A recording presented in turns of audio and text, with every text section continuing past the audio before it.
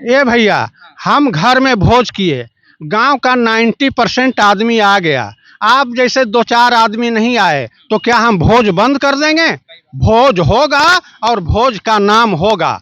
China को दिक्कत है कि आपकी तोंद मोटी हो रही है तो उनकी पैंट खुलनी शुरू हो गई है। भारत कैसे चंद्रयान भेज दिया, कैसे सूर्ययान भेज दिया, कैसे आकाश मिसाइल बना दिया, कैसे पृथ्वी मिसाइल बना दिया, कैसे अग्नि मिसाइल बना दिया, कैसे ब्रह्मोस मिसाइल बना दिया। अब 1962 में जो इसको चूहा समझे थे ये तो शेर हो गया। तो ये तो हमको चुनौती पेश कर रहा है।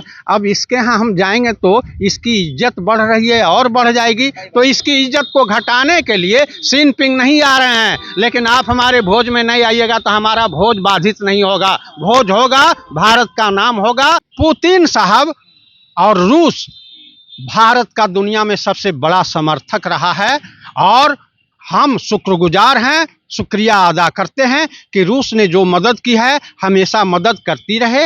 यूक्रेन के साथ उनका विवाद चल रहा है, जंग चल रहा है, वो पूरा ध्यान वहाँ केंद्रित किए हुए हैं। हो सकता है कि इसके कारण वो नहीं आ पा रहे हों। चाइना को क्या दिक्कत है? मेरा नाम अरुण कुमार यादव है। वन नेशन वन इलेक्शन की बात हो रही है। Very good, it is worth respect. ऐसा होने से भारत में चुनाव का खर्च बहुत कम होगा, लेकिन ये बहुत जटिल प्रक्रिया है। इसके लिए 2-4 साल मंथन करना पड़ेगा, सभी लोगों का, सभी पार्टियों का समर्थन लेना पड़ेगा। ये चुनाव के समय ऐसा क्यों किया गया? मेरे पास समय ही नहीं है कि उस पर हम भारतीयों के साथ और पार्टियों के साथ डिस्कशन कर सकें। तो आपकी नीयत में क्या खोट है कि चुनाव के समय ये लाए हैं? ये वेरी गुड, बहुत अच्छा है और ये होना चाहिए, लेकिन इसके लिए 2-4 साल समय भारतीय 1 अरब 40 करोड़ जनता के साथ डिस्कशन करके इस पर आइए और उसको इम्प्लीमेंटेशन करने में जो समस्याएं आती है उसको भी सॉल्व करने में आपको समय लगेगा। मोदी सरकार के बारे में एक शब्द कहना हो तो क्या कहेंगे? मोदी सरकार के बारे में यही कहूँगा कि मेरी शुभकामना है, आगे बढ़ते रहिए और देश का भला करते रहिए। G20 हो रहा है, पूरे देश में चर्चा का विषय है, तैयारियां जोरों पर है, मेहमान आने शुरू हो गए हैं। क्या लगता है कि कुछ नेता जो हैं वो नहीं आ पा रहे हैं? बड़े बड़े देश के राष्ट्रीय अध्यक्ष जो हैं वो नहीं आ रहे हैं, पुतिन नहीं आ रहे हैं, शी जिनपिंग नहीं आ रहे हैं। तो क्या लगता है कि कूटनीति जो है मोदी साहब की वो फेल होती हुई नजर आ रही है? ए भैया, हम घर में भोज किए, गांव का 90% आदमी आ गया। आप जैसे 2-4 आदमी नहीं आए तो क्या हम भोज बंद कर देंगे? भोज होगा और भोज का नाम होगा। पुतिन साहब और रूस भारत का दुनिया में सबसे बड़ा समर्थक रहा है और हम शुक्रगुजार हैं, शुक्रिया अदा करते हैं कि रूस ने जो मदद की है हमेशा मदद करती रहे। यूक्रेन के साथ उनका विवाद चल रहा है, जंग चल रहा है, वो पूरा ध्यान वहाँ केंद्रित किए हुए हैं। हो सकता है कि इसके कारण वो नहीं आ पा रहे हों। चाइना को क्या दिक्कत है? चाइना को दिक्कत है कि आपकी तोंद मोटी हो रही है तो उनकी पैंट खुलनी शुरू हो गई है।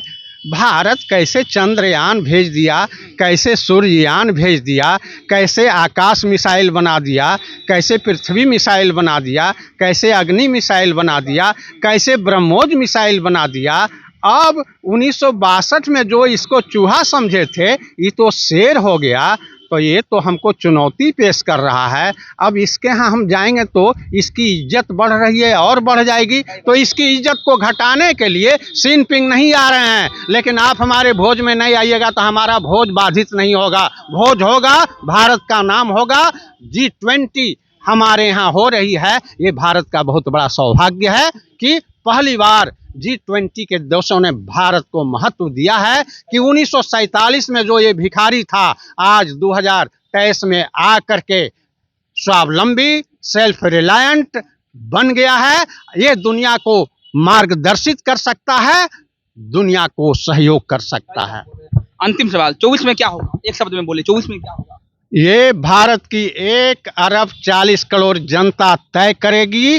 अब पहले की तुलना में भारतीय जनता जागरूक हो गई है, सचेत हो गई है, सबकी बात सुनेगी, सबकी पार्टी की बात सुनेगी, लेकिन उनके दिल में है कि भारत को मजबूत होना चाहिए और कौन फ्रॉड है, कौन जालसाज है, कौन संत है, कौन इंसान है, उसकी पहचान करना उनको आता है। तो 2024 में उनकी पहचान करके लगेगा कि भारत का भला कौन कर सकते हैं, उस पार्टी को वो मदद करेंगे। देखिए, अरुण यादव को सुन रहे थे, काफी बेबाकी से अपनी बातों को रखते हैं और तमाम मुद्दों पर खुलकर अपनी बातों को रख रहे थे।